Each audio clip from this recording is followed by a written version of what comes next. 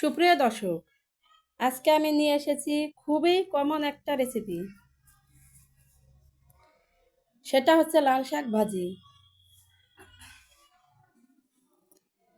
কিভাবে অল্প সময়ের মধ্যে ভাজিটা করে নিতে পারবেন তাই আমি আপনাদের সাথে শেয়ার করব।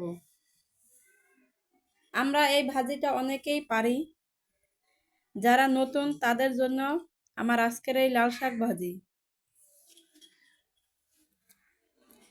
আমি লাল শাকগুলো ধুয়ে কুচি কুচি করে কেটে নিলাম। এরপরে চুলায় শাকটা দিয়ে ঢাকনা দিয়ে ঢেকে একটু সেদ্ধ করে নেব।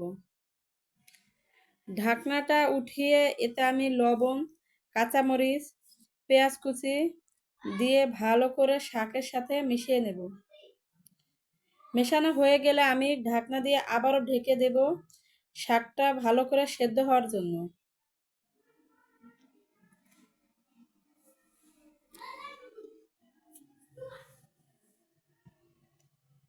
শাকটা আমার সেদ্ধ হয়ে গেলে আমি এতে বাগার দিয়ে দেব। এর জন্য পরিমাণ মতো তেল দিয়ে দিলাম।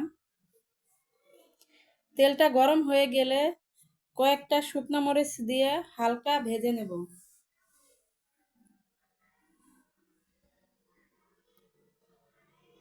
মরিচটা ভাজা হয়ে গেলে কিছু রসুন কুচি দিয়ে দিলাম। দিয়ে আমি রসুনটা ভেজে ব্রাউন কালার করে নেব।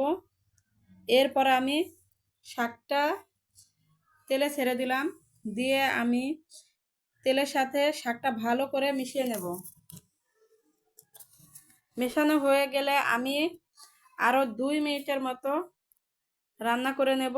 তাহলেই হয়ে যাবে আমার অল্প সময়ের মধ্যে লাল শাক ভাজি। আমার এই ভাজিটা কেমন লেগেছে অবশ্যই আমাকে একটা লাইক, কমেন্ট, শেয়ার করে জানিয়ে দেবেন।